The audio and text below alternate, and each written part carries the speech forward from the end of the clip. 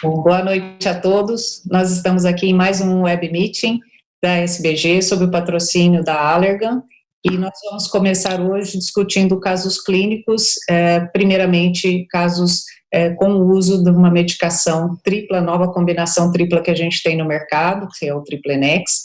Dois dos nossos colegas vão apresentar esses casos e depois nós vamos entrar em outras discussões relacionadas às diretrizes que nós apresentamos na semana passada. Então, inicialmente, eu convido o Dr. Cristiano Cacheta para apresentar o seu caso. Por favor. Boa noite a todos. Vocês conseguem me ouvir? Bom, mais uma vez, obrigado pelo convite. É um prazer participar desse evento da Sociedade Brasileira de Glaucoma com um dos nossos apoiadores, que são os laboratórios da Allergan, nessa questão de educação médica continuada. Nesse primeiro momento, eu vou apresentar um caso onde a gente está falando de uma mulher de 73 anos, branca, com a queixa e duração de desconforto com o uso de colírios. Ela tinha uma história de diagnóstico de glaucoma há mais de 10 anos e antecedentes pessoais sistêmicos. Ela é hipertensa arterial e diabética controlada. Ocular, ela tinha hiperemia ocular e o diagnóstico de glaucoma há mais de 10 anos. E na família, a irmã era portadora de glaucoma, com um glaucoma avançado, mas ainda tinha uma boa visão em relação ao campo tubular, isso no caso a irmã. As medicações de uso sistêmicos, o Adalat, o Igroton e a insulina, e ela usava como colírio a travoprosta, o tartarato de brimonidina e o maleato de timolol. Nos exames clínicos dessa paciente, nós tínhamos uma paciente com uma hipermetropia de mais 1,75 em ambos os olhos, chegando a 20,25 no olho direito e 20,20 no olho esquerdo, com J1 para perto, com adição de 2,75. Uma hiperemia na biomicroscopia de 2 cruzes em 4 em ambos os olhos, uma pressão intraocular com tonômetro de Goldman de 15 e 14 milímetros de mercúrio. Agonioscopia em um ângulo aberto, 360 graus, e uma paquimetria de 560 e 555 micras.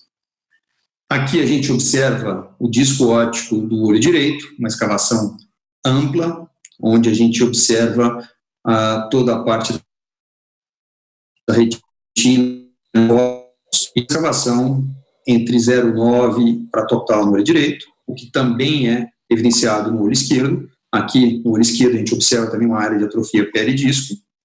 Aqui um maior aumento dos dois nervos ópticos, onde a gente consegue observar uma escavação bem ampla, nesse caso, nos dois olhos. Aqui, para a gente exemplificar, o campo visual de agosto de 2018, e só para a gente notar agora de julho de 2019, uma similaridade entre os campos, apresentando um padrão muito parecido, não havendo progressão nesse campimétrica nesse último ano. Para a gente mostrar o OCT dessa paciente, mostrando todas as alterações compatíveis com aquele disco que a gente observa, uma camada de fibras nervosas mais fina, uma escavação ampla e o desenho onde a gente observa todas as características de lesão nesse nervo óptico e das camadas e no camada de fibras nervosas da retina. Aqui o OCT macular também apresentando os detalhes das alterações que a gente encontra num paciente portador de um glaucoma tão avançado, tanto na região macular quanto na região da camada de fibras nervosas, células ganglionares. Aqui, só para a gente ter o overview dos últimos exames, agora do exame de junho de 2019, com o do OCT, mostrando a correlação entre os dois exames e os achados que a gente encontra nesse caso. Então, a hipótese diagnóstica dessa paciente é um glaucoma primário de ângulo aberto. Essa paciente tinha, anteriormente, a utilização de 3 drogas, travoprosta, o tartarato de brimonidina e o maleato de timolol, e como conduta, nesse caso, optou-se por tentar a introdução do Triplenex 2 vezes ao dia. A biomicroscopia mantinha a hiperemia, a pressão intraocular ficou entre 13 e 12, e o segmento através de consultas oftalmológicas e realização de exames como campo visual, retinografia e OCT periódico de acordo com cada caso. Eu acho que esse é um caso do nosso consultório e o que a gente tem que levar em consideração neste caso é que a paciente era uma paciente lúcida, orientada, participava das conversas, tratava bem e utilizava bem as medicações, tinha suas queixas em relação à utilização de colírios, mas não queria tratar muito bem da parte cirúrgica. E como ela tinha um glaucoma estável, quando você vai avaliar a campimetria, a gente pôde optar, neste caso, pela substituição das 3 drogas que ela utilizava pelo Triplenex, que a gente conseguiu com isso? Eu diminuí a quantidade de gotas dessa paciente. Muitas vezes a gente acredita que o número de gotas não tem tanta interferência na qualidade da vida do paciente, mas quando a gente observa que o paciente deixou de instilar 5 gotas por dia, passou a instilar 2 gotas diárias e manteve o seu controle pressórico, isso é algo que a gente deve levar em consideração. E se a gente orienta o nosso paciente a instilar 1 gota a cada 5, no máximo 10 minutos de intervalo entre outra, quando eu pego uma paciente como essa, que usava 3 medicações separadamente, vamos pegar o período da manhã, onde ela utilizava um tartarato de brimonidina e um aleato de timolol, ela perdia no mínimo 10 minutos para instilar a escolhida. No período da noite, onde ela iria utilizar uma prostaglandina, um beta-bloqueador e um alfa-agonista, ela tinha que perder no mínimo 20 minutos para a utilização dos medicamentos, tendo uma segurança de que eu não tinha um efeito de washout de uma droga em relação à outra. Então, quando você passa a instilar 1 gota de manhã e 1 gota à noite, a paciente fica muito contente, porque ela deixa de perder um tempo importante que muitas vezes dificultava a aderência e a fidelidade da utilização das drogas. Então, eu acho que é um caso do nosso dia a dia. É lógico que a gente sabe que não existe droga perfeita, a gente sabe que a gente tem que continuar reavaliando todos os pacientes, e sim, havendo uma progressão ou algo diferente, pensar, sim, na indicação de um procedimento cirúrgico nessa paciente, que não foi adotado anteriormente porque a paciente se sentia desconfortável com a ideia de ser submetida a uma cirurgia. E, dessa maneira, eu quero concluir esse caso e passar a palavra para a nossa moderadora, que é a doutora Vilma. Muito obrigada, Cristiano. Agora o Dr. Roberto Murad vai apresentar o caso de Triplenex, mostrando a sua experiência com o uso dessa medicação. Por favor, Murad. Obrigado, Vilma. Boa noite a todos. Então, vamos ao caso. Muito bem. Esses são os conflitos de interesse da apresentação. Bom, esse caso é um caso talvez um pouco complexo, mas que é um caso que eu tive no consultório que realmente me tomou um esforço monumental, como vocês vão poder acompanhar. Uma paciente de 56 anos, branca, que veio para um exame de rotina em 2011, com alguns antecedentes pessoais importantes que pudessem impactar no segmento dessa paciente. Era uma paciente obesa, hipertensa, com um histórico de depressão e que tinha como antecedente oftalmológico alta miopia e aproximadamente de 9 dioptrias e um histórico de cirurgia de catarata de uma maneira precoce. Há 15 anos atrás, ela deveria ter por volta de 41 anos de idade, e não ficava claro se era uma cirurgia refrativa ou não, mas o fato é que ela havia feito o procedimento. E a paciente tinha como antecedentes familiares um pai que havia perdido a visão de um dos olhos há 5 anos dessa data do exame. A paciente tinha uma visão de aproximadamente 20/25 nos 2 olhos, com uma correção com um pouco de hipermetropia residual e astigmatismo, visão de perto boa, com a adição de 2,5, era pseudofáscica dos 2 olhos, e no primeiro exame uma medida de 20 milímetros de mercúrio, e no exame gonioscópico tinha alterações bastante compatíveis com síndrome de dispersão pigmentar, e uma paquimetria relativamente fina, 505 e 510 micrômetros. Essas eram as primeiras imagens do fundo de olho da paciente. Como vocês podem ver, a paciente tinha uma fundoscopia com uma miopia degenerativa nos 2 olhos. A avaliação do disco óptico era uma avaliação difícil, desafiadora, esses discos miópicos alongados, inclinados, com atrofias relacionadas muito ao processo de degeneração miópica, e a paciente, olhando com cuidado, a gente olha pela deflexão dos vasos do disco, que havia muito provavelmente um dano glaucomatoso importante no disco óptico dos 2 olhos, e uma hemorragia, como vocês veem, no olho esquerdo inferior, mas muito provavelmente relacionada a essa miopia degenerativa e não necessariamente a um quadro de glaucoma.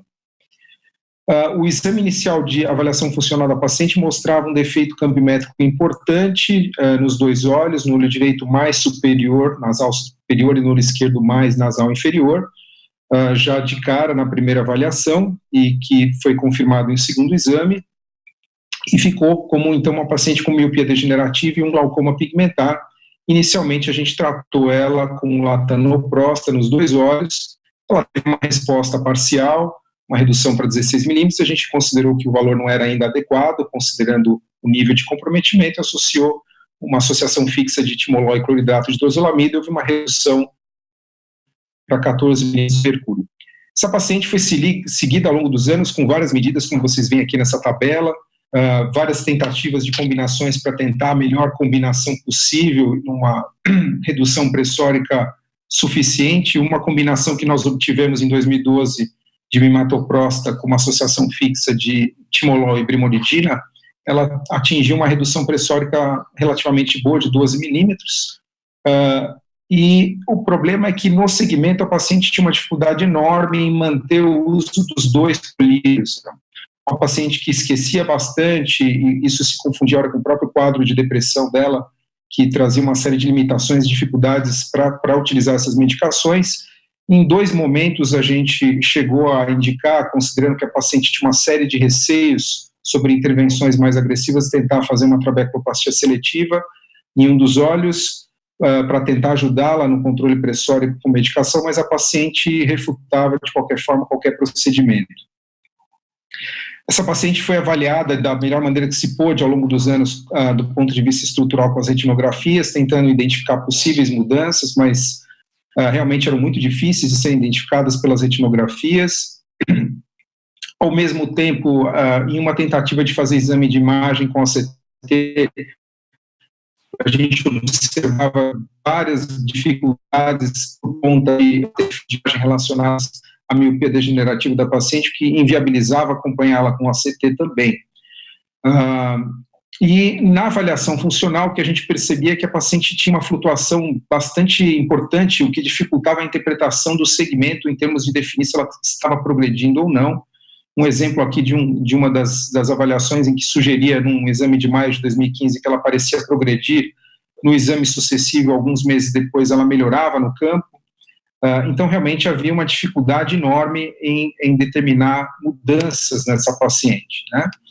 E, ao mesmo tempo, até 2018, a gente via que ela não conseguia realmente usar as 2 medicações como havia sido orientado. E, na avaliação funcional de 2018, ela mostrava claramente, novamente, sinais de que progredia de maneira significativa.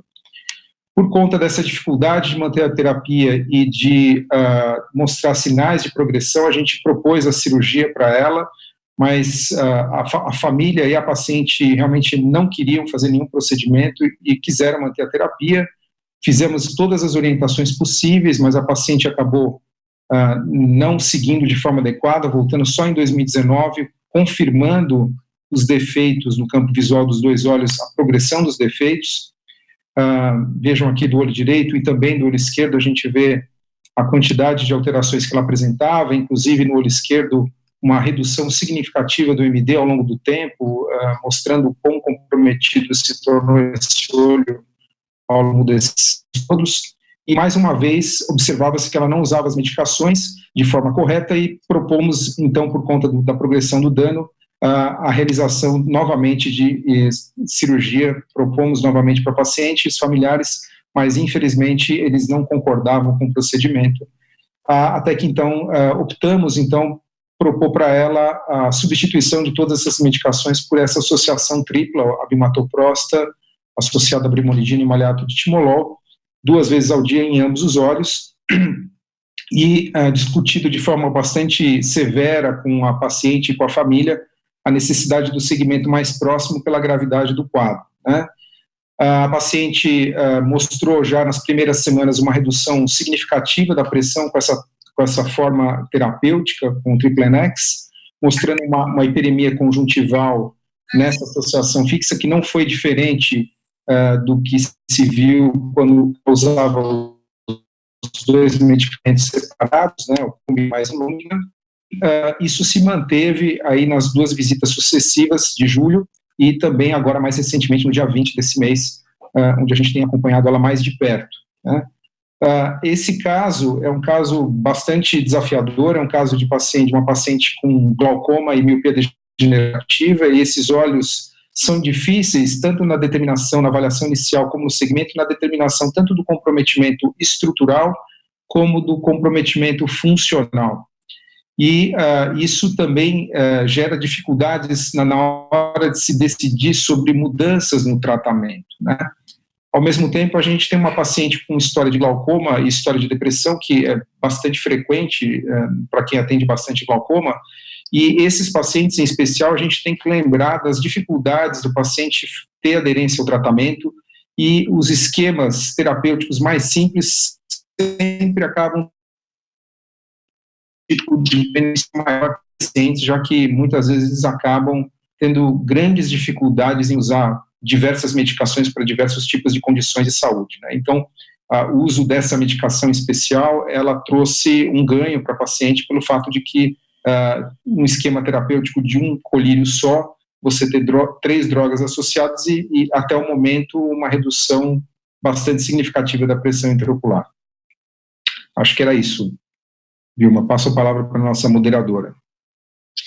Muito obrigada pela apresentação. Então, a gente viu aqui 2 exemplos de quão importante é a aderência ao tratamento. E isso a gente pode auxiliar os nossos pacientes com o uso de medicações combinadas, que está comprovado que isso é efetivo, e também com a nossa conversa com eles, para que eles entendam o que é a doença e possam ser realmente mais aderentes e participativos, inclusive na realização regular de exames complementares. Na semana passada, nós apresentamos a todos vocês as diretrizes da sociedade, e nós falamos de glaucoma neovascular. Então, hoje a gente vai começar com um caso de glaucoma neovascular que o Dr. Cristiano Cacheta vai nos apresentar. Por favor, Cristiano. Bom, em primeiro lugar, eu gostaria de agradecer muito o colega Sérgio Henrique Teixeira, da Escola Paulista de Medicina. O Sérgio me concedeu esse caso para a gente apresentar. Quando eu falei para ele sobre o que nós iríamos discutir, ele falou: olha, eu tenho um caso muito bacana e bem interessante em relação ao glaucoma neovascular, que dá para gerar bastante discussão. Então, esse caso, ele é bem ilustrativo e bem didático. Então, esse é um caso que o Sérgio emprestou para a gente apresentar. A gente está falando de um homem branco de 65 anos, diabético tipo 2, que chegou no consultório com baixa súbita de visão há 3 dias. De história oftalmológica pregressa, ele era um paciente que tinha no olho direito a história de ter feito uma vitrectomia via pars plana, mais um faco com LIO há 2 meses atrás, e apresentava uma visão boa, uma visão de 20/25. E no olho esquerdo, um glaucoma neovascular, já com visão nula nesse olho.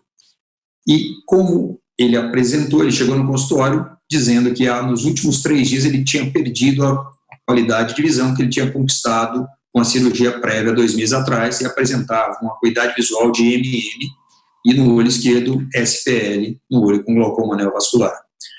Essas são as fotos da biomicroscopia do olho direito, que é o olho que a gente vai se deter durante todo o caso. A gente vai apresentar algumas coisas do olho esquerdo para vocês terem a noção para avaliar, mas fundamentalmente a gente está falando do olho único desse paciente. Então, quando a gente observa com maior detalhe essa região da pupila do paciente, quando a gente observa aqui no Liseret, a gente pode observar o início de uma formação de grumos de neovascularização, aqui no maior aumento. Aqui, para mim, na minha tela, está fácil de observar, nessa região do Liseret, a presença de alguns neovasos começando a ser formados. Quando a gente olha a biomicroscopia do olho contralateral, a gente vê o exemplo típico de um caso avançado de glaucoma neovascular, onde eu tenho uma neovascularização por toda a íris do paciente, onde eu tenho as sinéquias 360 graus no olho desse paciente, fazendo com que a gente chama daquele seio camerular in zípero, aquele seio camerular totalmente fechado 360 graus. E essa imagem, com essa qualidade da córnea desse paciente, foi uma imagem muito feliz para que a gente pudesse observar esses neovasos. É uma imagem bonita do poder do ponto de vista ilustrativo e educacional, mas a gente sabe que isso é o desespero de qualquer pessoa que acompanha paciente com glaucoma. É o que a gente não quer, é um paciente com um ângulo totalmente fechado como esse. Na tonometria, no exame desse paciente, ele apresentava 15 milímetros de mercúrio no olho direito e 40 milímetros no olho esquerdo. Esse paciente não apresentava alterações tão importantes assim de córnea, não apresentava nenhuma bolhosa significativa que pudesse dar dor, não apresentava dor nesse paciente, por isso esse paciente era mantido sem medicação nesse olho cego. era um olho cego, porém ainda não doloroso. E no fundo de olho desse paciente, motivo pelo qual ele apareceu no consultório, ele apresentava uma hemorragia no polo posterior extensa, o que fez com que a visão caísse de 20/25 para MM. O olho esquerdo tinha uma retinopatia diabética proliferativa e marcas de panfotocoagulação em todo o polo posterior. Aqui, só para a gente começar a identificar a gonioscopia desse paciente, o quadrante inferior deste paciente, onde a gente começa a observar algumas alterações nessa região. Aqui o quadrante superior, onde torna-se um pouco mais evidente a presença do início da formação de neovasos, os neovasos saindo da íris, indo em direção à malha trabecular.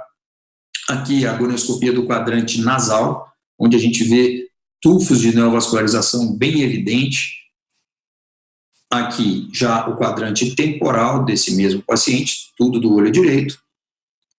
E aqui, quando a gente observa a região temporal inferior desse paciente, a gente observa a presença de muitos neovasos na região, oriundos da íris para a malha trabecular.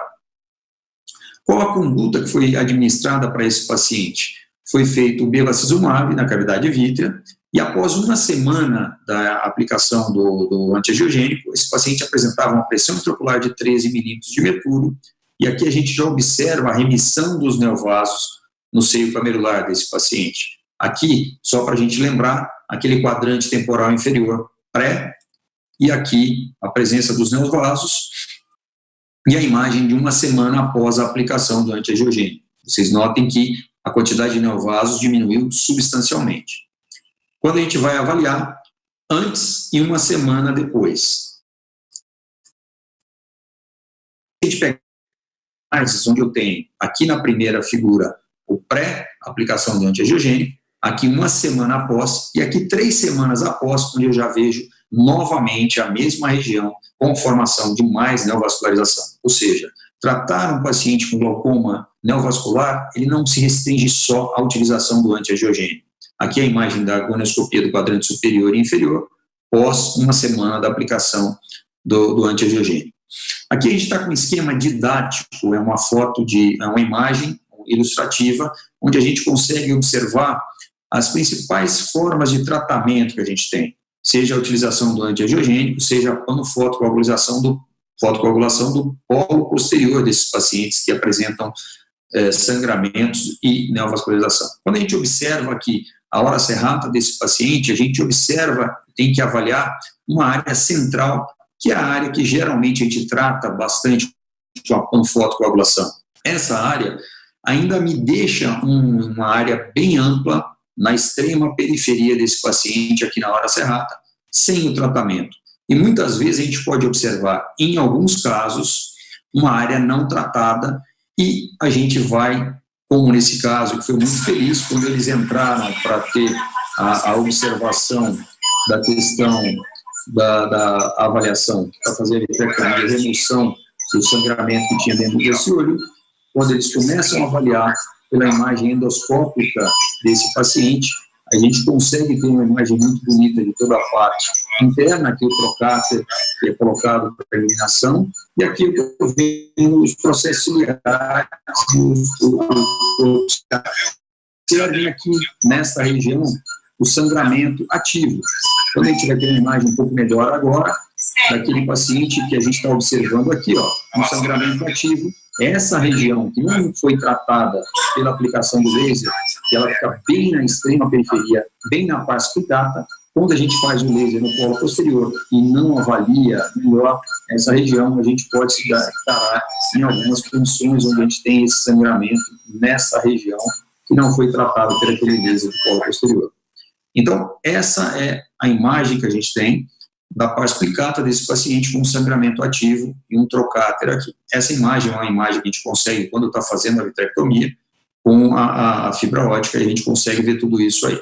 Então, era isso que eu queria pôr para discussão agora e avaliação em consideração dos colegas em relação a esse caso, que, ao meu ver, é um caso muito ilustrativo e contribui muito para o aprendizado da questão do glaucoma neovascular. Muito bom. Muito obrigada, Cristiano, pela apresentação. A gente também agradece o Sérgio Teixeira, porque imagens de gonioscopia são muito difíceis e essas imagens são ótimas para mostrar a importância da gonioscopia. No momento em que a gente faz a biomicroscopia e só vê aquele pequeno detalhe de rubeose, no seio camerular uma quantidade muito maior e muito mais importante, ressaltando a nossa necessidade de praticar a gonioscopia nesses olhos, né? E aí a gente tem uma situação agora, nessa início de quadro, onde você ainda tem isquemia retiniana gerando neovasos. E aí eu queria que o Dr. Murad comentasse para a gente o tratamento nessa fase, a importância do uso do antiangiogênico e da fotocoagulação nesse período do tratamento. Bom, esse caso é muito ilustrativo, muito bacana mesmo, né? Porque ele basicamente destaca uma das coisas mais importantes no tratamento dos pacientes com glaucoma neovascular.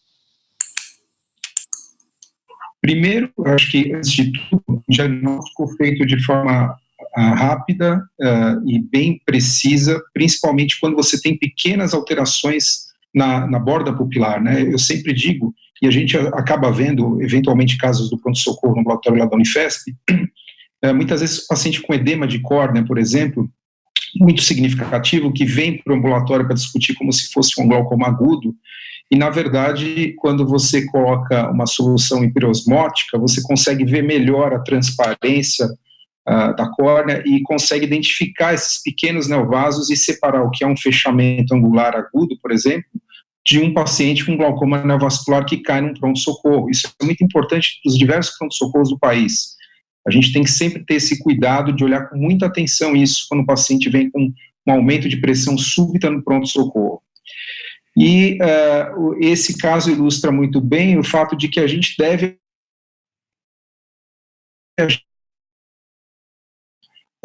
esse tratamento a tempo depende dessa avaliação prévia do segmento anterior e gonioscopia com pressão intraocular, para determinar se esse paciente tem, na gonioscopia, como foi o caso desse exemplo, um ângulo ainda viável, ou seja, que não tenha goniocinéquias extensas, em que a abordagem terapêutica para tratar a neoangiogênese faça toda a diferença para preservar esse seio camerular, que foi o exemplo mostrado muito bem pelo Cristiano aqui. Então, o tempo é fundamental, e nesse tratamento, sem dúvida, a panfotocoagulação, para diminuir esse estímulo à angiogênese dos tecidos que consomem a grande quantidade que tem um metabolismo muito ativo, e a utilização dos antiangiogênicos associada, sem dúvida, para corroborar para esse controle, né? E quando isso não é feito da forma adequada, sem dúvida, pacientes muitas vezes acabam evoluindo de uma maneira ruim e acabam tendo o fechamento angular por esses neovasos, chegando a um determinado ponto em que você não consegue mais reverter essa situação, e o paciente num descontrole pressórico acaba precisando ser tratado ou clinicamente ou cirurgicamente para glaucoma, né? Muito bem. E aí, falando de tratamento cirúrgico, eu vou pedir que o Dr. Lisandro comente, por favor, uma circunstância. Nós recebemos aqui uma pergunta de uma colega oftalmologista discutindo um ponto extremamente comum nos dias de hoje da gente discutir.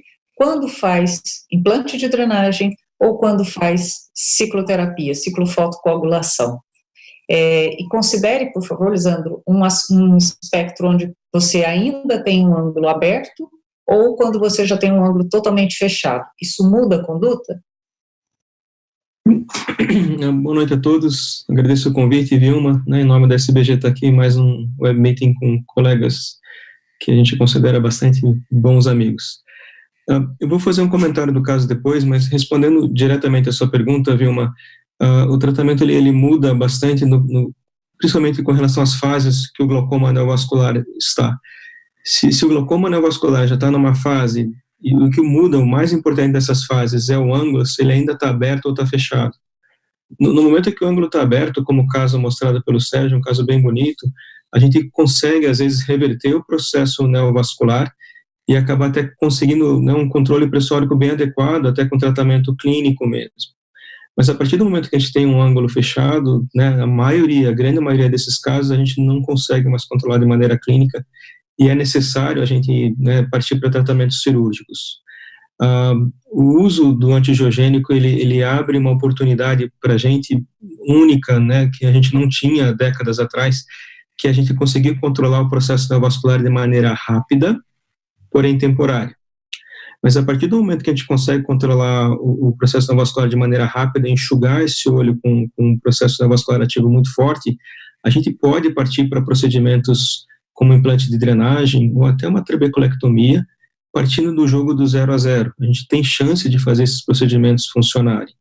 Obviamente, lembrar que 1, 2, 3 meses depois, a gente precisa rever essa retina e fazer toda a fotocoagulação necessária, o tratamento definitivo para o processo neovascular. A gente ainda parte da premissa de que a gente não deve queimar etapas.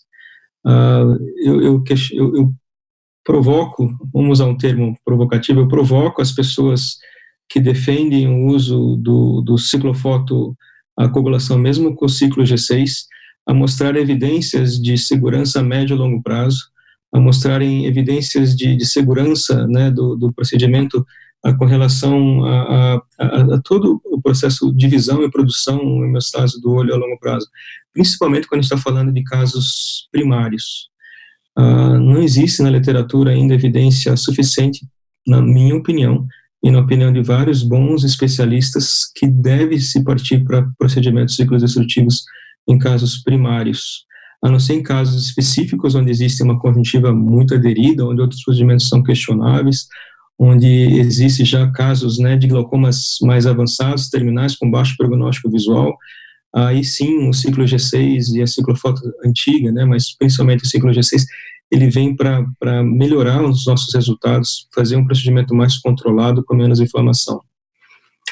Nesse glaucoma neovascular, eu acho que a gente utilizaria uma ciclofoto, seja convencional ou ciclo G6, a ciclo G6 com várias vantagens, em casos onde o prognóstico visual ele se encontra reservado ou existe impossibilidade, por algum motivo, de usar uma cirurgia fistulizante como a trabeculectomia ou um implante de tubo.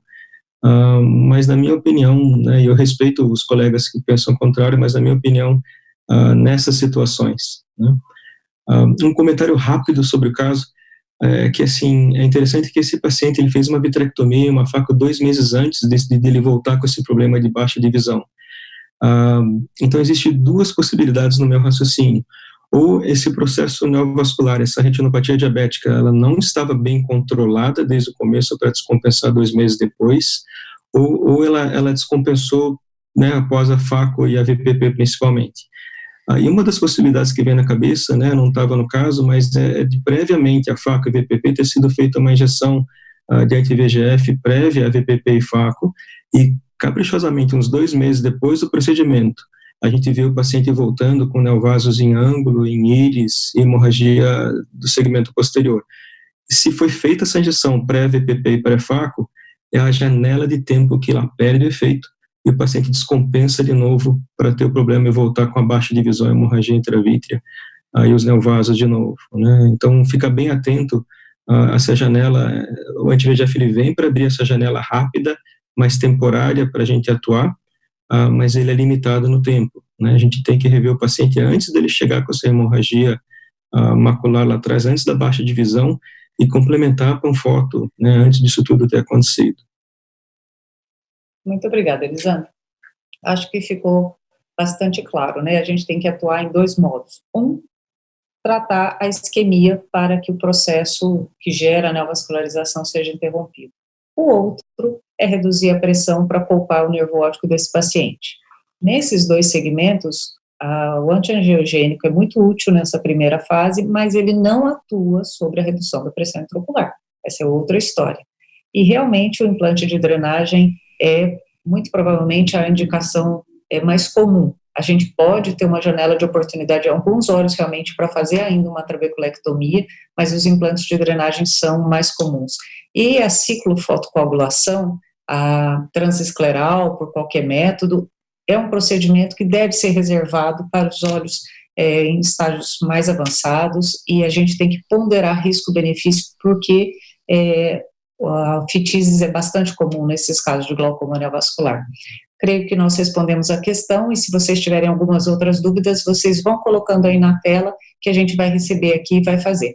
Então, para a gente continuar, eu vou lembrar vocês, então, que na última apresentação que a gente teve, na semana passada, nós tínhamos apresentado para vocês um quadro que daria início para a nossa discussão aqui, que é uma situação absolutamente comum na nossa rotina. É aquele paciente que chega para uma consulta por queixa de baixa de visão de perto, sem nenhuma comorbidade, sem nenhum outro histórico familiar, e ao exame a gente observa uma câmara anterior com perfil convexo, e a gente vê na periferia um Van Herrick mais estreito, mostrando então que esse paciente precisa de uma gonioscopia. E quando a gente faz a gonioscopia, a gente encontra um ângulo fechado. E quando a gente indenta, a gente consegue ver todas as estruturas do seio camerular sem qualquer alteração. Pressão é normal, fundo de olho é normal. E aí a gente se pergunta, qual é o diagnóstico desse paciente? E o que a gente faz com esse paciente totalmente sem queixa e com essa única alteração ocular? O diagnóstico é uma suspeita de fechamento angular primário.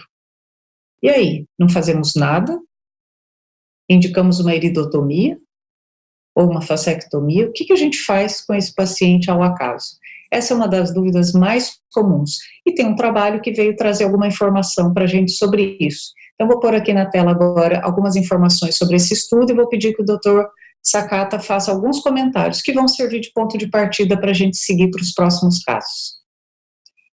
Esse estudo mostrou alguns resultados bastante interessantes, que eu deixo aqui apenas esse sumário, e aí eu te peço, Lisandro, que por favor comente. Obrigado, Vilma. Então, eu vou comentar bem rapidamente, eu só vou descrever, resumir os achados, para que os colegas possam falar, né, e interpretar a visão deles sobre esse estudo. Esse estudo grande, randomizado, feito no único centro na China, em chineses, onde quase 900 pacientes tiveram um dos olhos submetidos à iridotomia e o outro olho não foi feito nada, foi só observado o que acontecia. Esses eram pacientes, como a Vilma falou, descreveu no caso, pacientes sem glaucoma, sem neuropatia óptica glaucomatosa, sem sinéquias e sem pressão alta. O ângulo oclusível que a gente costumava chamar, né?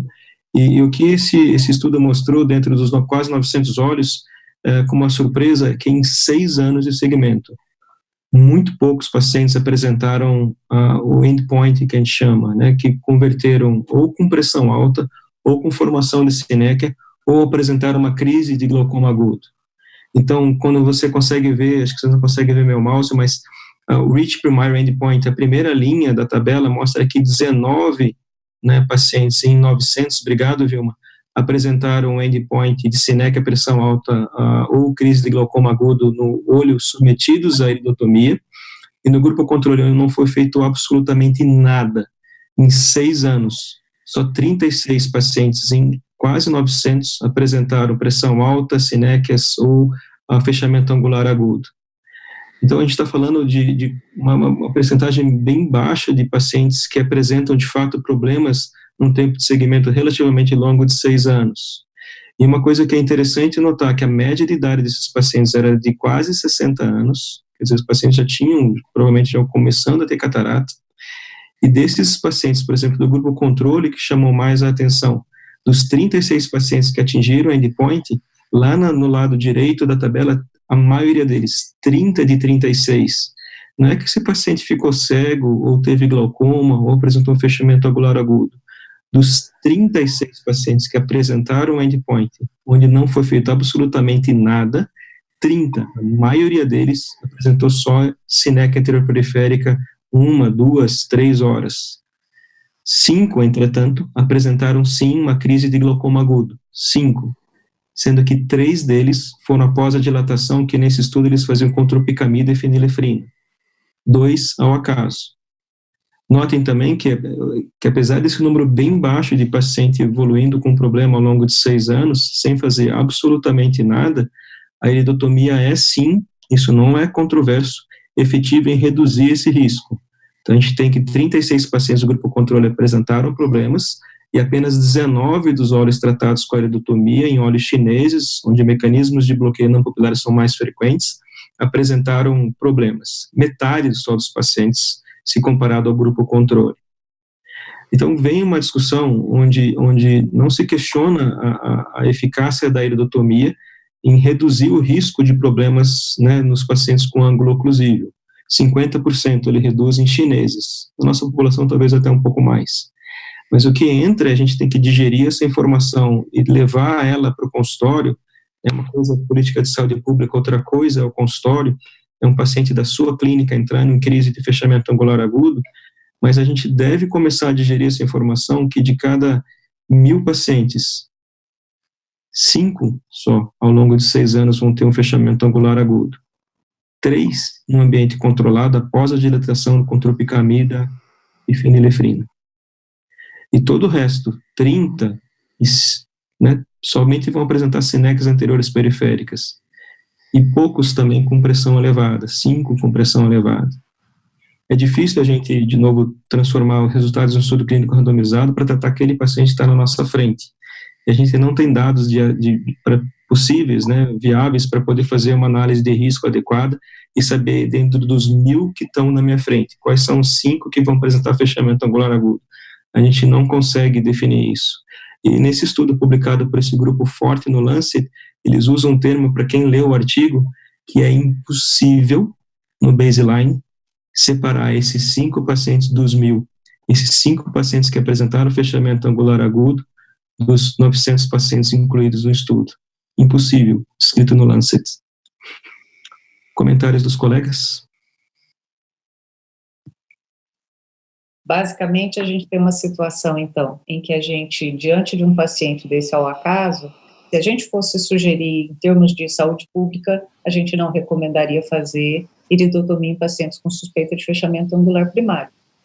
Mas e no seu paciente do consultório? Quais são as exceções? Murad, qual é a exceção para essa situação? Quando o paciente chega no seu consultório com suspeita de fechamento angular e você indica iridotomia, o que ele precisa ter para isso? Eu acho que é preciso personalizar sempre, né? Como o Lisandro já destacou.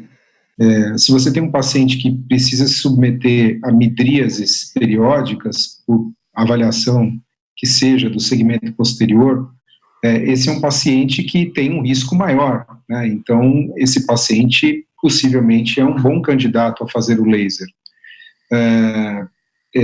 Claro, uma das coisas que a gente tem que sempre considerar é o risco, discutir o risco com o paciente, por mais que essas evidências agora mais robustas dessa publicação mostrem que existe uma chance pequena, conversar com o paciente sobre o que pode acontecer com ele e se ele se sente confortável em apenas ser monitorado, né? Isso também deve ser considerado. Agora, uma das coisas que eu acho que, do ponto de vista do mundo real, Vilma, e que eu acho que é sempre importante destacar, é talvez a dificuldade do colega na avaliação gonioscópica de determinar essas possíveis alterações iniciais gonioscópicas que sugeririam você realizar a iridotomia. Esses endpoints, que foram muito bem claros nesse estudo, muitas vezes as pessoas têm dificuldade, por exemplo, de uma gonioscopia, identificar uma pequena sineque inicial que já indicaria a iridotomia nesses pacientes. Então, o treinamento da gonioscopia é uma coisa muito importante, um aspecto muito importante, pensando aí nos vários colegas pelo país que examinam esses pacientes, o desenvolvimento dessa experiência com a gonioscopia é fundamental, muito pequena, né, perto do que a gente precisa saber em termos de conduta desses pacientes. Mas, sendo bem prático do que você perguntou, um paciente que, por exemplo, precisa se submeter a uma midríase por motivos variados periódicos, ele é um bom candidato a uma iridotomia, com essas características gonioscópicas, claro. Né? Muito bem. E talvez também os pacientes que têm antecedentes familiares de glaucoma, principalmente de ângulos fechados já conhecidos. Então, sim, é sempre importante fazer essa personalização e essa recomendação ela é muito interessante mesmo nos pacientes que não têm suspeita de ângulo fechado, façam de vez em quando gonioscopia, para manter a prática da gonioscopia, para manter os olhos aguçados para fazer uma avaliação gonioscópica, para quando a gente encontrar algo diferente, a gente ter na nossa memória o que é o normal. Então, essa prática ela é realmente extremamente útil. Então, a gente vai dar sequência aos casos. A gente está recebendo algumas perguntas, e algumas também são de glaucoma neovascular, que a gente vai deixar para o final, para não interromper nosso raciocínio agora em termos de ângulo fechado, tá bom? Então, Cristiane, por favor. Boa noite a todos, estão me ouvindo? Sim. Eu queria agradecer o convite, parabenizar mais uma vez a Allergan por patrocinar mais esse evento, e eu vou mostrar um caso que, para a gente dar sequência a esse raciocínio do fechamento angular, eu acho que talvez seja uma das áreas mesmo da glaucomatologia que mais nos suscita dúvidas, e mesmo, às vezes, em pessoas experientes, a gente conversa e tem a impressão de que, de fato, a gente pode ter dúvida na condução de alguns casos. Então, eu selecionei esse caso, os colegas apresentaram casos com segmentos grandes, longos, muito bonitos, mas eu resolvi escolher um caso que chegou recentemente, não muito tempo para mim, para mostrar como é que a gente conduz e abrir dúvidas para a gente poder discutir ao final dele, né? Então, é uma senhora de 66 anos que veio para uma consulta geral, na verdade, para uma avaliação do reumatologista e para detecção de uma doença reumática associada. Ela tinha uma história anterior de mieloma múltiplo, tinha sido tratada com um transplante de medula autólogo há 3 anos e meio, e ela usava de maneira crônica atorvastatina, sertralina para tratar a depressão, topiramato para depressão, puran, pantoprazol, AS, talidomida e ácido zoledrômico como imunomediadores para o transplante de medula autóloga. Então, era uma paciente que veio para uma consulta, na verdade, para fazer Schirmer e avaliação de superfície ocular.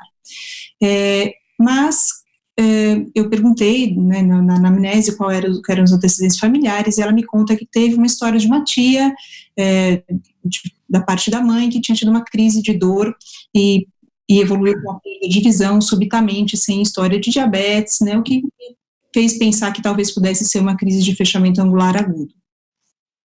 Ao exame, essa paciente era hipermétrope, com essa refração, e uma visão de 20/20 menos 1, e a biomicroscopia a gente observava uma alteração severa do filme lacrimal, mas o que me chamou a atenção é que ela tinha o perfil posterior da córnea, a linha de perfil posterior, praticamente tocando a linha de perfil anterior da íris, ou seja, ela praticamente não tinha câmara na extrema periferia, né?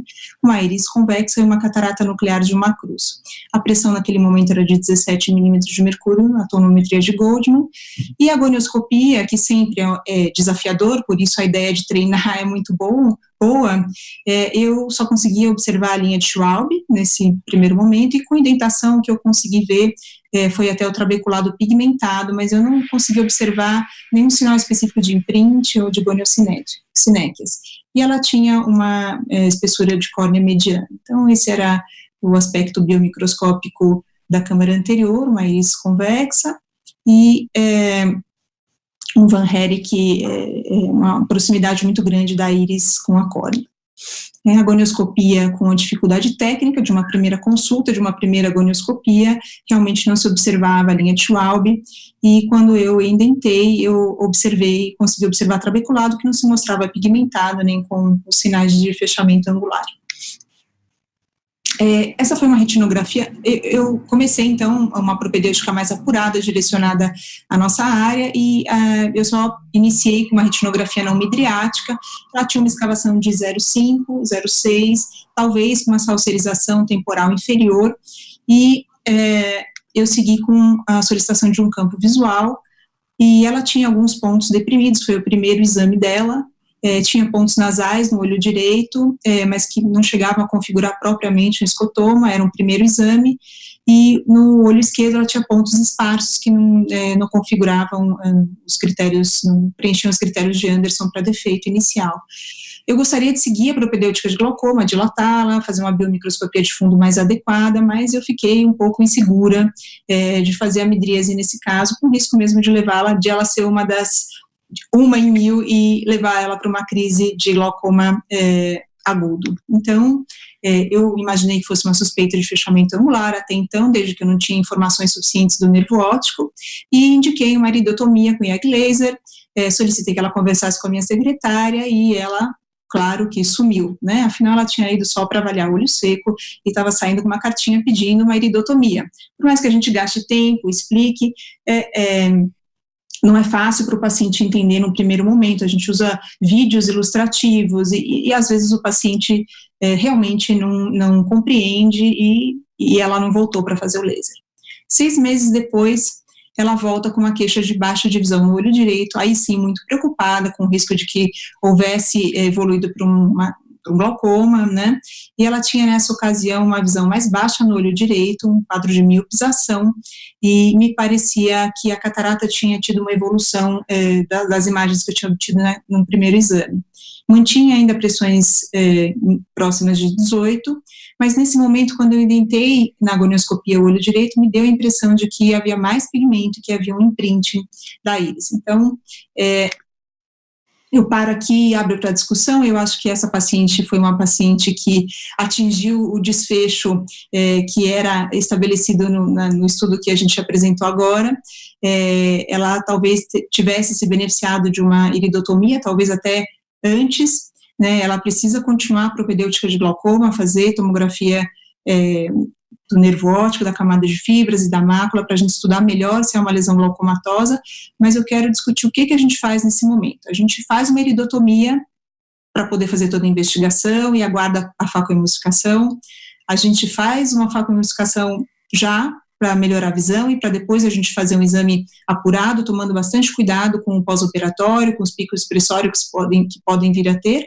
Ou vocês fazem na prática de vocês, e isso é uma coisa que a gente até discutiu numa última reunião lá da Unifesp, de glaucoma, será que nesses casos vale a pena a gente fazer uma iridotomia antes de realizar os exames pré-operatórios e evitar que a paciente corra o risco de entrar numa crise? Eu já tive um caso de achar que daria e a paciente entrou em crise pré-operatória, para depois sim indicar a facoemulsificação com toda a propedêutica completa. Então eu abro para discussão, espero que tenha sido claro e agradeço mais uma vez o convite de estar aqui. Muito obrigada, Cris. Agora a gente caminhou um pouquinho com o caso. A gente estava falando anteriormente de uma paciente presbítera com fechamento angular, sem catarata, sem pressão elevada, sem neuropatia, nada. Aqui a gente já suspeita de uma neuropatia, a gente já suspeita de um defeito de campo e a paciente tem uma catarata. Então agora a gente evoluiu a nossa discussão, não estamos mais discutindo fazer nada ou iridotomia. Agora a gente já caminhou para discutir iridotomia ou facoemulsificação. Dr. Murad, por favor, o que você faria nesse caso? Bom, aqui, esse caso, ele é bem diferente do caso que foi apresentado no webmeeting passado, onde a gente estava diante de um paciente que tinha um descontrole pressórico a despeito de uso de várias medicações, né, e que tinha câmara rasa, e nesse caso, não, a gente tem uma câmara rasa, o aspecto gonioscópico muito bem descrito pela Cristiane, mostrando um ângulo fechado, mas que, pelo entendimento, apenas uma suspeita de imprint ali, e o paciente tem pressão intraocular de 18 num dos olhos, que é o que tem a pressão mais alta, com uma catarata bastante evidente, já com redução da acuidade visual. Então, se você consegue, de forma relativamente rápida, programar a cirurgia desse paciente, eu partiria, claro, nessa situação, para uma cirurgia de facoemulsificação e esperaria, sem dúvida, que com a abertura do seio camerular a situação ficasse controlada, já que a paciente tem um ângulo ainda bastante preservado e a pressão intraocular ainda normal, né? Em relação a fazer iridotomia antes de se fazer a cirurgia de catarata, realmente nós discutimos isso na última reunião, lá da Unifesp, um assunto bastante interessante, porque se você tem realmente uma certa dificuldade aí de tempo até o paciente se preparar para a cirurgia, existe, teoricamente, o risco e potencial dele vir a ter uma crise durante esse período, né? Eu, particularmente, nunca tive um caso assim, mas existe esse risco pequeno, mas, em geral, não costumo indicar iridotomia antes, eu realmente programo para realizar o procedimento o mais rápido possível.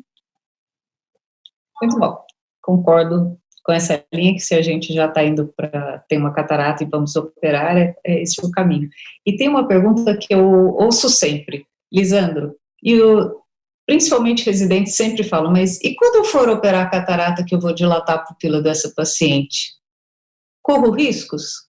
Que cuidados eu tomo com essa cirurgia? Como o Malta gostava de dizer, né, tem que examinar, tem que operar, Você vai dilatar essa paciente, é óbvio que você vai dilatar ela muito bem, da melhor maneira possível.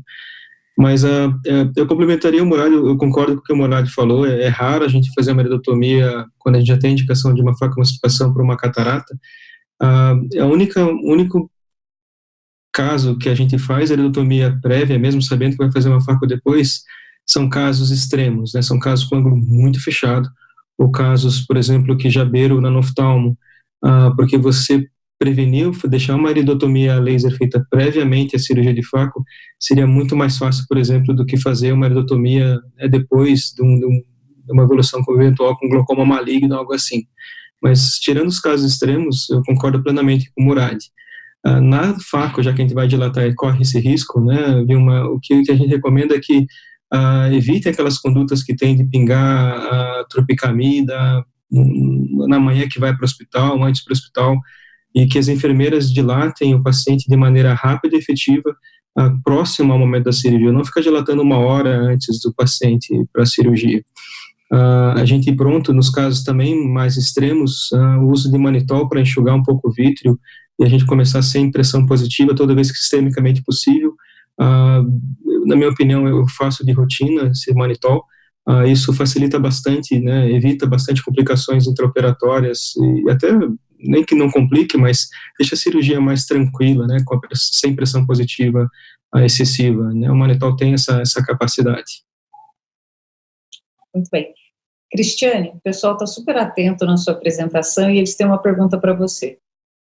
Gostaria de saber se o uso do topiramato não devia ter sido suspenso para avaliar o papel dessa medicação no estreitamento angular, e se a interrupção do topiramato, se a sua parada, né, se a interrupção apresentar uma resposta positiva, se seria possível trocar de medicação por outra classe, e se ainda assim seguiríamos com o plano de iridotomia e faco. Basicamente a questão é, topiramato tem ou não tem interferência no seu caso? Como você chegou a essa conclusão? Na verdade, o fechamento angular secundário ao topiramato, ele é um efeito idiosincrático, né, um pouco diferente do efeito, por exemplo, de um benzodiazepínico numa íris num ângulo fechado, né. Então, geralmente, quando a gente tem um fechamento angular pelo topiramato, é um quadro bem agudo, o paciente fala, eu comecei a tomar, ou às vezes ele está tomando e de repente ele começa a perceber baixa de visão, miopização, ou seja, ele começa a ter que aproximar, ou a hipermetropia começa a melhorar, e às vezes ele tem um quadro doloroso porque a mudança de pressão é bem abrupta. Essa paciente já tomava topiramato há muito tempo. O topiramato é uma droga que tem sido amplamente utilizada por várias especialidades, porque ela é um antidepressivo eficiente, que não leva a sobrepeso, então ela é muito utilizada. E os casos que são descritos e que acontecem, geralmente são casos bem agudos, então eu nunca vi um caso progressivo de efeito idiosincrático que o diafragma írido-cristalino vai anteriorizando progressivamente, isso não acontece, né? Eu não vejo nenhum motivo para fazer uma prova terapêutica e tirar o topiramato. O grau da paciente estava estável, ela não tinha nenhuma queixa visual naquele momento, então eu acho que ele não play a role nesse caso, ele não gera nenhuma interferência na minha conduta nessa situação. Essa é a minha opinião. Muito bem. Gostei muito, o colega estava bem atento, porque, na verdade, aí a gente está falando de uma situação completamente diferente, né? Se você tem um fechamento agudo por topiramato, aí é uma causa secundária, e o tratamento vai ser completamente diferente. A gente não vai fazer uma iridotomia, mas sim uma cicloplegia para resolver esse caso, né? Aqui a gente está verificando que é um fechamento que está acontecendo ao longo do tempo, crônico, que se considera, então, um caso primário, e aí vem a discussão da iridotomia, mas, como a paciente tem catarata, é para a solução de ambos os problemas que a gente vai caminhar, certo? E a gente vai dar sequência agora, o Dr. Marcelo Ratanaka vai apresentar seu caso clínico. Por favor, Marcelo. Queria agradecer mais uma vez ao patrocinador pela chance de a gente criar esse web meeting. Essa parceria é muito importante. Agradecer à própria Sociedade Brasileira de Glaucoma, essa visão de levar conhecimento é muito importante também. E só para fim didáticos, antes de eu mostrar meu caso, eu queria só chamar a atenção para a evolução, para a forma como as coisas estão caminhando, né? A gente começou falando de um caso onde a gente tinha só um suspeito de fechamento angular, depois a gente já vai para um outro em que já tem uma catarata junto, mas já tem uma suspeita aí de alguma coisa acontecendo, e agora eu queria apresentar esse meu caso, tá? Tá aparecendo o caso aí, né? Tá. Então, esse é um caso bastante curioso, mas acho que chama muita atenção do quanto a gente tem que prestar atenção na nossa prática do dia a dia. Uma paciente jovem, de 23 anos, branca, tá? Uma paciente hipermétrope, algo aproximadamente em torno de 3 graus, o que ela informa que ela tinha de hipermetropia, e há cerca de 3 anos, quando ela tinha 20 anos, ela começou a se queixar de cefaleia e uma baixa progressiva de acuidade visual no seu olho esquerdo. Então, é aquela fase em que o paciente começa a se queixar um pouco mais da visão, especialmente o hipermétrope, né, que começa a sentir um pouquinho mais de falta aí da correção, né? E 2016, 2017, ela acabou passando por alguns colegas que propuseram algumas formas de tentar resolver essa queixa visual dela, né? Dessa queixa que lembra até um pouco de astenopia que ela tinha, né? Então, alguns colegas passaram uma refração total, outros uma refração parcial, lente de contato, mas parece que nada ajudava tanto assim. Em 2018 foi proposto, inclusive, uma cirurgia refrativa, ao qual ela foi submetida, mas ela ainda se queixava que a visão tinha alguma coisa que não estava lá muito boa, de vez em quando uma dorzinha, mas especialmente uma queixa de visão no olho esquerdo, tá? Em 2019, um colega resolveu investigar um pouco mais a fundo, realizou inclusive uma tomografia de crânio que veio normal, tá? E um outro colega, então, observou que no olho esquerdo, que era o olho da queixa principal de visão, ela tinha uma escavação total. A pressão naquela época, então, era de 14 no olho direito e 24 no olho esquerdo. Foi introduzida uma combinação fixa de medicação e a paciente foi encaminhada para avaliação. Tá? A acuidade visual, então, quando eu recebi essa paciente, era 20/20, tá? Plano, e no olho esquerdo, 20/60. E já não melhorava a acuidade visual. Na biomicroscopia, uma câmara anterior rasa nos 2 olhos, uma espessura central de córnea de 519 no olho direito e 522 no olho esquerdo. A pressão com essa combinação fixa era de 12 e 18, tá? Esse aqui é o aspecto do fundo de olho dessa paciente, tá? Então, observem o olho direito e veja essa assimetria bem importante. O olho esquerdo, até parece que é de outra paciente a fotografia, né?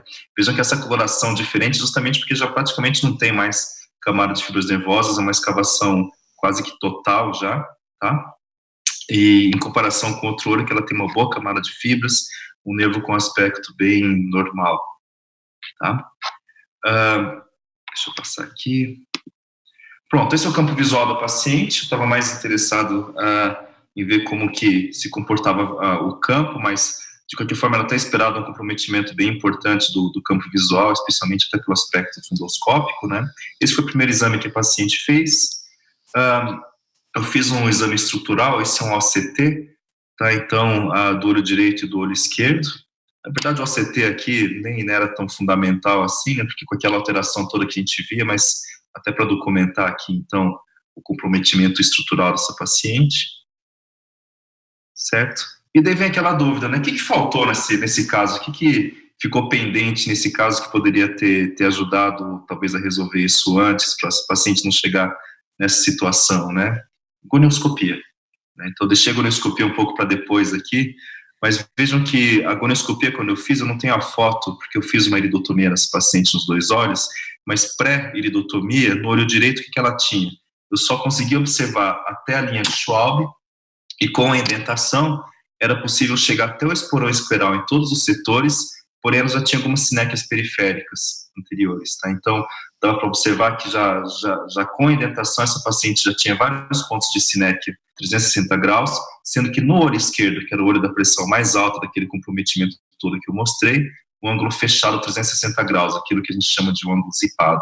Então, mesmo com a indentação, esse ângulo já não queria mais abrir, tá? Ainda assim, a minha hipótese foi então de um glaucoma primário de ângulo fechado. Queria lembrar que essa paciente não tem histórico de medicação sistêmica, não tem histórico de uso de topiramato ou algo assim, tá? Realizei uma iridotomia com laser e AG nos 2 olhos, e essa fotografia da gonioscopia pós-iridotomia laser, tá? Aqui eu tenho a fotografia do olho direito. Então, observem essa inserção da íris, que é toda irregular. Aqui, onde eu estou mostrando com a seta, tem um ponto de sinéquia, aqui tem um pouco de sinéquia, mas vejam que tem uma área que eu consigo enxergar até próximo do esporão, né? Essa foto eu concordo que talvez não, ela tem um pouco de indentação, a gente vê isso pelas dobras aqui da córnea, tá? Difícil a gente conseguir fotografar com uma lente de Sussman, mas eu queria tentar mostrar aqui a comparação do olho direito com o olho esquerdo mesmo com o laser desse ângulo todo sinequiado, tá? Então agora já tem uma outra evolução, um outro perfil, tá? Após a iridotomia laser, eu tive um controle da pressão intraocular, ele se manteve bem, 14 e 13 no olho direito, mas isso é um segmento bem curto, tá? E no olho direito, ainda 19 e 21, eu coloquei um terceiro medicamento, e essa pressão reduziu um pouco mais, tá? Então 30 dias após o laser, eu já tinha uma pressão de 13 e 15, tá? Eu mantive, por enquanto, tratamento clínico, estou observando essa paciente bem de perto. Por quê? Porque eu já avisei para essa paciente que, infelizmente, o olho esquerdo já tem um pezinho aí na trabeculectomia, tá? Um ângulo zipado, a gente imagina que essa pressão deve estar oscilando bastante, então, de repente, eu posso ter medido bem num período aqui de vale de pressão, então tem que tomar um pouquinho de cuidado com isso, tá? Ao mesmo tempo, se essa pressão realmente estiver bem, eu posso imaginar que dentro daquela área toda de ângulo zipado, eu posso ter alguma área ainda de um trabeculado que consegue talvez drenar um pouquinho aí do aquoso, mas eu estou acompanhando bem de perto o olho esquerdo, e o olho direito, por enquanto, só acompanhamento clínico, tá? Mas o que me chamou a atenção nesse caso foi uma situação inusitada, uma paciente que eu concordo que pela faixa etária a gente não espera que tenha desenvolver um glaucoma, mas fazer gonioscopia de rotina é uma coisa muito importante.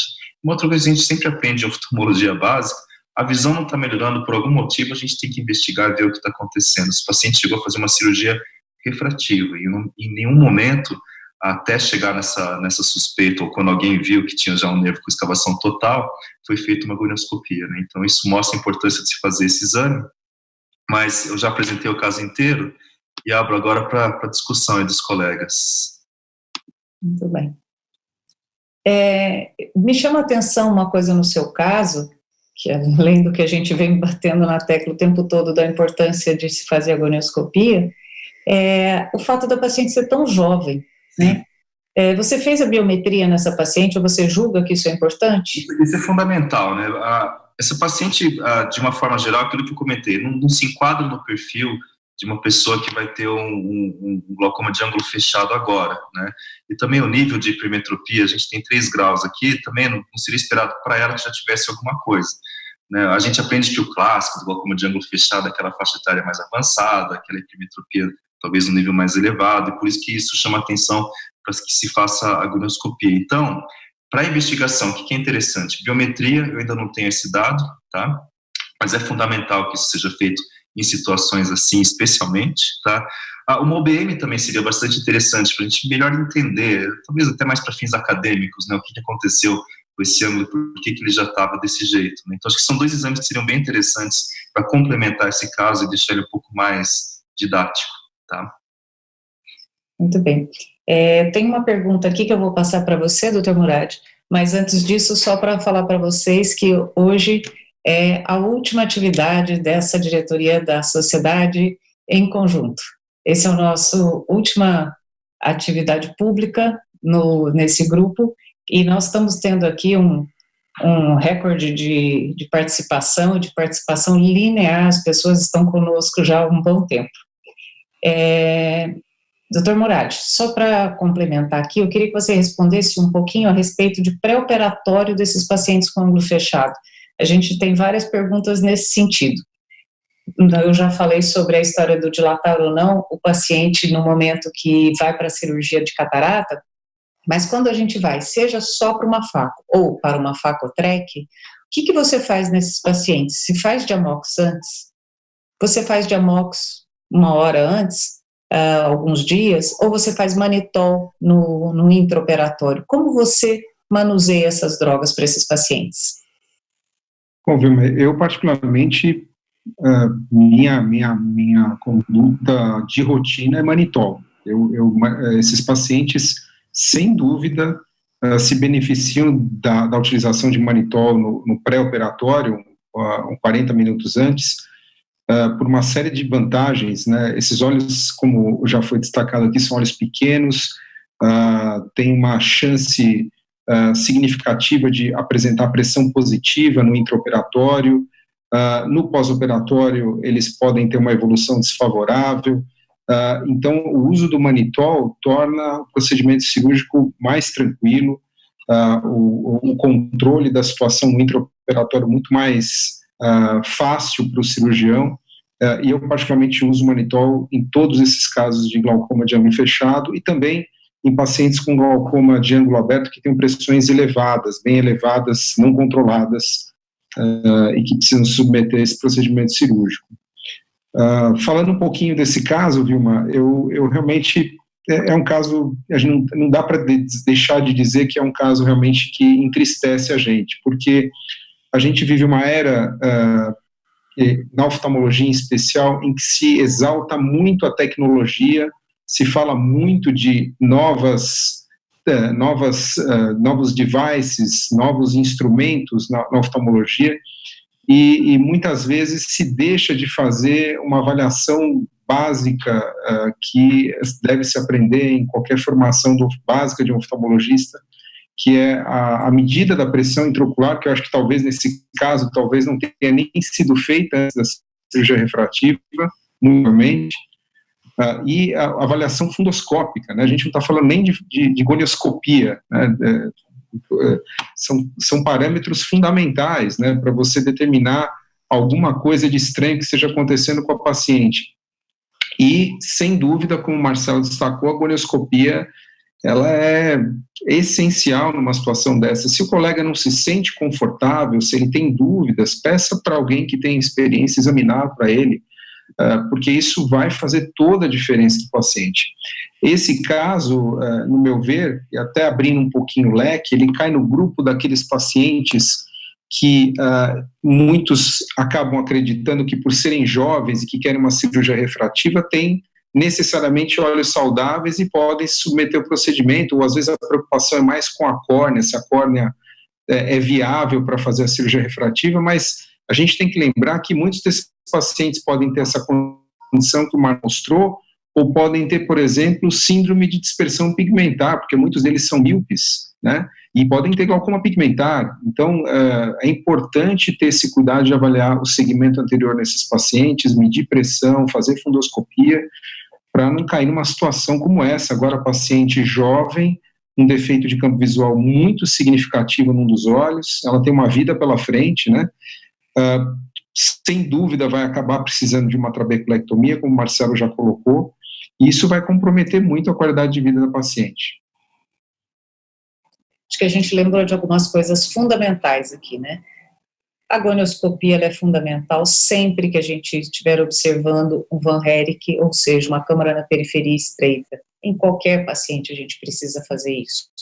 A gente precisa medir pressão de todos os pacientes de qualquer idade, porque isso é fundamental, faz parte do exame ocular básico de todos os pacientes. A gente não deve pular etapas. Pulou a etapa, a gente pode tropeçar ali na frente. Se a gente está pensando em propor qualquer coisa intervencionista para os nossos pacientes, a gente precisa fazer uma avaliação muito sistemática desses olhos para não gerar um problema para o nosso paciente.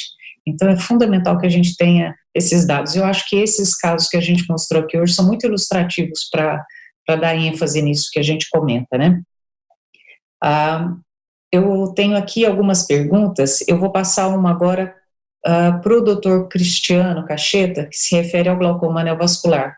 Nos casos de glaucoma neovascular, Dr. Cristiano, já em fase fibrovascular, com indicação de procedimento cirúrgico para glaucoma, sem neovasos em câmara anterior, você indica sempre o anti-VEGF já de rotina ou aguarda a evolução pós-cirurgia e panfoto?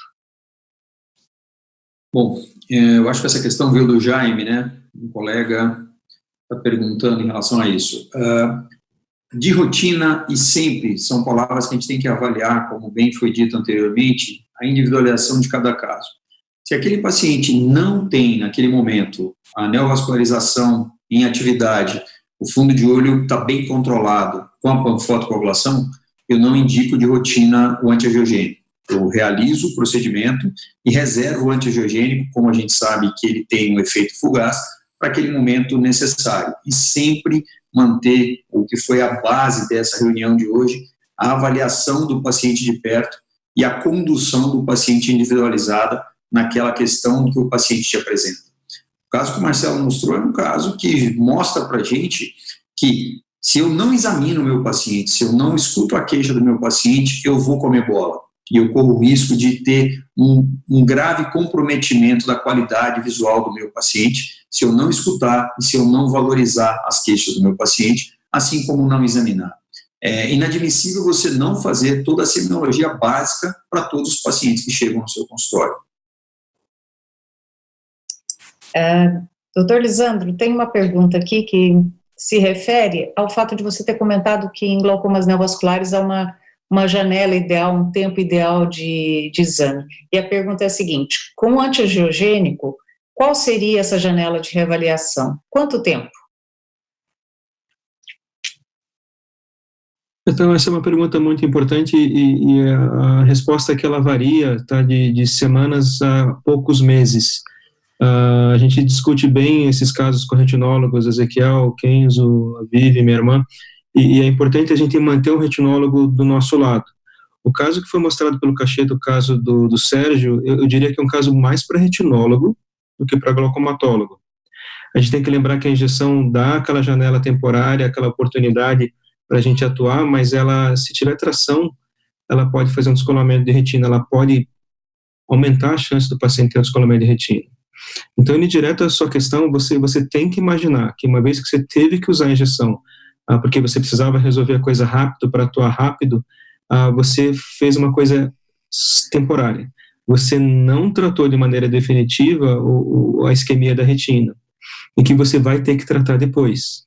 Então, uma vez que você viu livre das opacidades de meio, seja catarata ou hemorragia vítrea ou qualquer outra coisa, e você resolveu isso, né, fazendo a sua injeção e fazendo um procedimento, seja faca ou qualquer outra coisa, você vai ter que fazer a panfoto depois, vai ter que complementar a panfotocoagulação depois.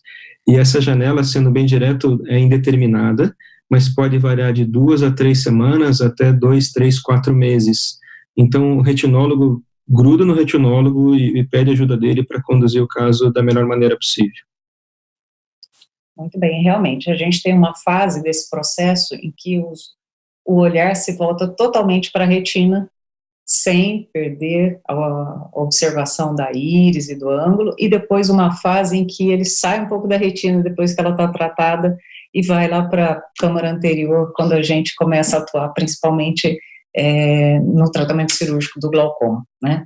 Eu acho que a gente respondeu várias das questões. Eu vou ler agora para vocês um comentário literal de uma mensagem que a gente recebeu. Quero apenas parabenizar, sensacional gestão, sensacional congresso, simplesmente obrigada. Verdadeiramente trabalhou para alcançar os mais distantes. Vocês têm algum comentário? Posso começar aqui, não? Mas eu queria só fazer um comentário antes com relação ao fechamento angular. Em parte, eu acho que o grande problema que a gente tem com relação ao ângulo fechado é que a gente tem várias situações em diferentes estágios, né? Desde aquela suspeita até o ângulo todo zipado, né? Que é um termo que a gente usa, e às vezes os colegas acabam colocando tudo isso no mesmo balaio, né? Fica tudo na mesma baciada, e daí acho que daí vem essas dificuldades em entender as condutas, né? Então, na medida que a gente fala no estudo ZAP, fala, então não vou fazer iridotomia, a gente tem uma situação muito específica que a gente está falando. Quando a gente fala de fazer FACO, a gente está falando de uma outra situação completamente diferente, e assim vai. Então, a sensação que eu tenho é que, às vezes, por misturar tudo, é que o negócio fica complicado. E, na verdade, para simplificar esse conceito, é que vem a gonioscopia. É esse exame que vai definir cada fase, ele que vai definir cada conduta. E se a gente não entende o que está acontecendo, aí vem outras propedêuticas, aí vem outros exames, ou algumas coisas que podem ser muito úteis, né? E quando a gente fala de gonioscopia, o outro ponto é, a gonioscopia tem 2 momentos, uma delas é quando a gente coloca a lente, e outro momento é quando a gente faz a indentação, né, que são coisas completamente diferentes. Então, às vezes o colega vem perguntando qual a melhor lente para fazer gonioscopia, né, é aquela lente que te permite fazer a indentação. Então, acho que esse é um ponto que tem que ficar bem claro, porque a partir daí a pessoa entende a classificação do glaucoma de ângulo fechado, ou do fechamento angular, e a partir daí ele começa a entender melhor as condutas. Então, acho que essa é uma mensagem que tem que ficar bem marcada, tá? Com relação a considerações finais, eu só queria comentar que esse é o nosso último web meeting, né, dessa diretoria. Vocês devem ter percebido que a gente estava dando uns sorrisinhos aí, a gente estava se comunicando nos bastidores, mas é porque eu só queria dizer que, pelo menos de forma virtual no web meeting, esse é o nosso último encontro. Eu queria dizer que eu aprendi muito com todos os colegas nessa diretoria, e uma coisa que me identificou muito e que eu vi e que me marcou muito nessa gestão foi essa briga e essa vontade de ensinar de cada um desses membros da diretoria. Então, acho que isso foi um ponto que eu, pelo menos, considerei marcante da sociedade. Eu espero que todo mundo que vivenciou esses 2 anos tenha percebido na nossa gestão. Que não acabou ainda, na verdade, eu queria ressaltar a importância de todos nós nos encontrarmos lá no Congresso Brasileiro de Oftalmologia, que vai ser agora no Rio de Janeiro, na Semana da Pátria, um clássico do nosso encontro, mas tem um dia especial de glaucoma. Então, acho que é importante que todos participem, aí sim, é o nosso desfecho final, mas eu queria agradecer a todos que nos acompanharam durante esses 2 anos, e agradecer também a todos os nossos colegas e parceiros, seja da indústria farmacêutica, os nossos colegas das universidades, todo o apoio que a gente teve do pessoal dos bastidores do webmeeting, da Beth, que é a nossa secretária-geral, que é a nossa secretária da sociedade, dos nossos colegas também que viram toda essa parte de estrutura, né, do site, tudo isso. Então, acho que essas são só as minhas considerações finais, caso a gente não se encontre aí no CBO, mas eu vou estar lá, com certeza. Bom, realmente nós estamos recebendo uma série de elogios aqui, e a gente precisa destacar que isso aqui nunca é trabalho de um só, não só desse grupo que está aqui, mas a gente teve vários colegas que trabalharam na realização das diretrizes, autores e coordenadores, com um trabalho longo, pessoal. É muito trabalho e é muita dedicação. Nós temos representantes regionais pelo país todo que se dedicaram a dar aulas de glaucoma congênito, a fazer atividades de glaucoma nas suas cidades, a iluminar monumentos, enfim, há uma série de atividades para que a gente alavanque a questão do conhecimento público a respeito de glaucoma. Eu estou ficando com a voz embargada porque a gente recebeu uma série de elogios que eu vou encaminhar para vocês depois. Mas eu encontro vocês no dia especial do glaucoma, dia 4, próxima semana, no maior congresso de oftalmologia do país. Até lá. Última palavra, tem tempo? Tem. Então, bem rapidinho, sem rasgação de sede excessiva, isso não é da Allergan, isso não é SDBG, isso é a opinião pessoal do CPF Elisandro Sakata. Essa diretoria trabalhou muito forte sob a liderança da Vilma, e são amigos a longa data, e que não deixam de me surpreender a cada dia que passa, durante toda essa gestão. 2 pessoas são muito importantes nesse momento, uma delas é o Cristiano Cacheta, que defende a oftalmologia brasileira de uma maneira espetacular e exemplar, tá, para todos nós, principalmente do glaucoma. E a segunda pessoa que tem o potencial de ser muito importante, tenho certeza que vai ser, mas eu quero que seja na próximo Congresso Brasileiro de Oftalmo, eu deixo aqui no meu CPF a minha indicação irrestrita, eu não tenho dúvida nenhuma da responsabilidade que eu tenho em falar isso, que a doutora Vilma Lebes Barbosa é minha candidata para fazer parte do CDG. Uma pessoa que eu não tenho dúvida que vai fazer muito por nós, da oftalmologia como um todo, está preparada, madura e pronta para assumir esse papel. E também representante do nosso glaucoma. fica aqui a minha preferência, né, minha candidata é a Vilma. Não sei se eu podia fazer isso, mas eu já fiz. Mais do que pode, né, Lisandro? Eu acho que, obrigado pela referência que você fez a mim, eu acho que a Sociedade Brasileira de Glaucoma, ela representa para mim e para tantos outros muito mais do que uma diretoria. Eu participei de 3 diretorias, essa é a minha 3ª diretoria da Sociedade Brasileira de Glaucoma, e em cada uma delas, principalmente quando a gente consegue falar e expressar isso, a gente entende que todos os colegas que compõem a sociedade, acima de tudo, têm uma amizade muito grande, tem uma verdadeira missão, como o Hatanaka falou, de querer transmitir conhecimento. Aqueles colegas que acham que a SBG ela é distante, não acredite nisso. Venha para a SBG, venha para o Conselho Brasileiro de Oftalmologia, porque todos nós precisamos nos unir para que a gente difunda cada vez mais o conhecimento, e não que a gente sabe mais, a gente aprende muito mais quando a gente está nessa situação, porque a gente divide com os colegas e aprende com eles mais do que a gente ensina. E é uma coisa muito importante, eu me sinto muito honrado em poder ter participado de toda essa jornada de aprendizado, tanto na Sociedade Brasileira de Glaucoma, quanto no CBO, Conselho Brasileiro de Oftalmologia, em relação a tudo que a gente aprende. E eu quero agradecer a Vilma por ter me convidado para participar de mais essa oportunidade, tá? E quero deixar sempre aberto esse espírito de união que a gente tem e que a gente propaga isso. Então, a gente espera poder compartilhar com todos vocês essa amizade franca que a gente tem dentro da Sociedade Brasileira de Glaucoma. Eu não posso deixar de falar também, porque... Você quer comentar, Moretti, por favor? O último comentário, sem dúvida, só endossando tudo que os colegas falaram, a sua liderança, né, nessa gestão, ela foi fundamental para que a gente pudesse ter a produção de uma série de aspectos positivos para a sociedade brasileira e que, no final, é algo bom para que todos os oftalmologistas aproveitem, ou seja, todos os colegas que fazem parte da sociedade e os colegas que não fazem parte acabam aproveitando do resultado que se obteve ao longo desses 2 anos, né?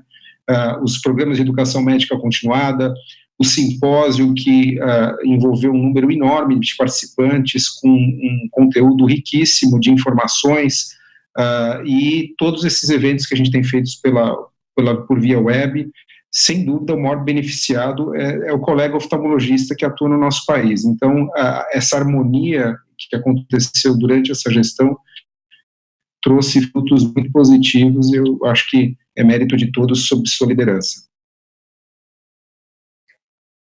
Muito bem, realmente, o objetivo fundamental, tanto do CBO quanto das suas sociedades filiadas, é alavancar esse conhecimento, é levar a informação até o oftalmologista, onde ele está, recebê-lo quando ele pode vir nos nossos eventos, propiciando o melhor conhecimento científico que a gente possa oferecer das melhores maneiras possíveis, né? E esse foi o nosso objetivo e eu acredito que nós tenhamos cumprido a nossa etapa muito bem. Eu agradeço a todos que estiveram conosco nessa audiência e espero vê-los no Congresso do CBO na próxima semana. Muito boa noite.